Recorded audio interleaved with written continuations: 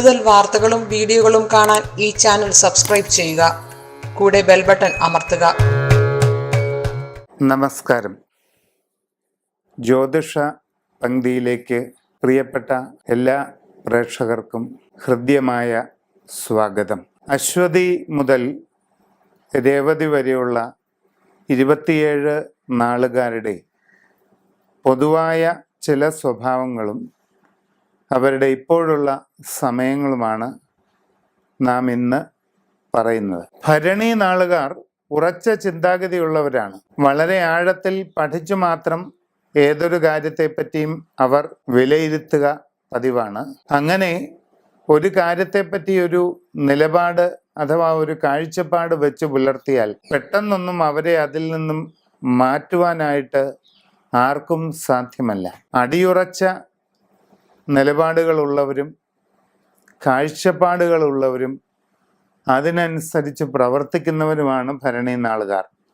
ആയതിനാൽ സംഘടനാ പ്രവർത്തനങ്ങളിലും രാഷ്ട്രീയ പ്രവർത്തനങ്ങളിലുമൊക്കെ ഭരണി നാളുകാരുടെ നിലപാടുകൾ വളരെ ശ്രദ്ധിക്കപ്പെടാറുണ്ട്. അപ്രതീക്ഷിതമായ മുൻകോപം, കലഹ സ്വഭാവം ഇതൊക്കെ ഭരണി നാളുകാർക്കുള്ളതാണ്. ഇണങ്ങുവാൻ കുറച്ച് കാലതാമസം എടുക്കുന്ന ഭരണി നാളുകാർ സുഹൃത്തുക്കളായി തീർന്നാൽ വളരെയധികം ആഴമേറിയ സൗഹൃദം വെച്ച് പുലർത്താറുണ്ട്. ഇപ്പോഴത്തെ സമയം ഗുണദോഷ സമ്മിശ്രമാണ്. എങ്കിലും തൊഴിൽ രംഗത്ത് അനുകൂലമായ മാറ്റങ്ങൾ പലതും ഉണ്ടാകും. നൂതന തൊഴിലിന് ശ്രമിക്കുന്നവർക്ക് ഉടനെ തന്നെ അത് സാധിക്കുന്നതാണ്. അപ്രതീക്ഷിതമായ പല പുരോഗതിയും നിങ്ങളെ തേടിയെത്തുന്ന ഒരു സമയമാണിത്. വിദേശത്ത് ജോലി ചെയ്യുന്നവർക്ക് വളരെയധികം നേട്ടങ്ങളും ഉയർച്ചയും വന്നു ചേരാൻ സാധ്യത കാണുന്നുണ്ട്.